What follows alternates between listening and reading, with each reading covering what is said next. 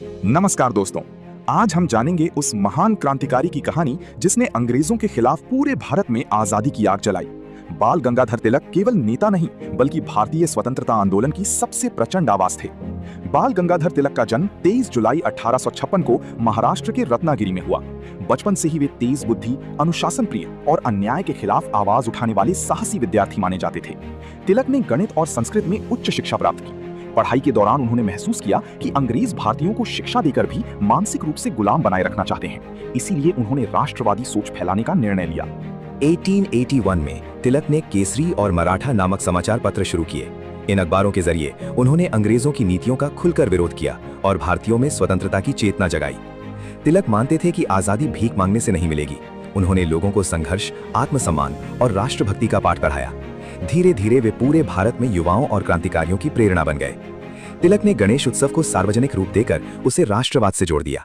इस उत्सव के माध्यम से हजारों भारतीय एकत्र होने लगे और अंग्रेजों के खिलाफ एकता की भावना मजबूत हुई। तिलक ने शिवाजी महोत्सव की शुरुआत कर भारतीयों को उनके गौरवशाली इतिहास की याद दिलाई। वे चाहते थे कि लोग शिवाजी महाराज की वीरता से प्रेरणा लेकर अंग्रेजों के खिलाफ खड़े हों। तिलक का सबसे प्रसिद्ध नारा था, स्वराज मेरा जन्मसिद्ध अधिकार है और मैं इसे लेकर रहूंगा। ये वाक्य पूरे भारत में क्रांति की आग बनकर फैल गया और लाखों लोगों को प्रेरित किया। अंग्रेज सरकार तिलक की लोकप्रियता से डरने लगी। उन पर राजद्रोह का आरोप लगाया गया और उन्हें कई बार जेल भेजा गया, लेकिन उन्होंने कभी अपने विचारों और संघर्ष को नहीं छोड़ा। 1908 में तिलक को बर्मा के मांडले जेल भेज दिया गया।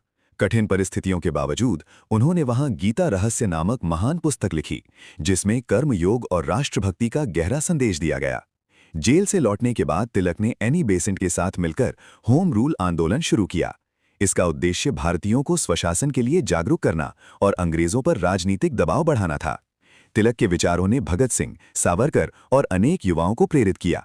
उनकी लेखनी और भाषणों ने भारतीय स्वतंत्रता आंदोलन को नई ऊर्जा, साहस और क्रांतिकारी दिशा प्रदान की। अंग्रेज सरकार तिलक को भारत का सबसे खतरनाक राष्ट्रवादी मानती थी। उनकी लोकप्रियता इतनी बढ़ चुकी थी कि ब्रिटिश शासन को डर था कि उनका आंदोलन पूरे साम्राज्य को हिला सकता है। 1 अगस्त 1920 को बाल गंगाधर तिलक का निधन हो गया। उनकी अंतिम यात्रा में लाखों लोग शामिल हुए।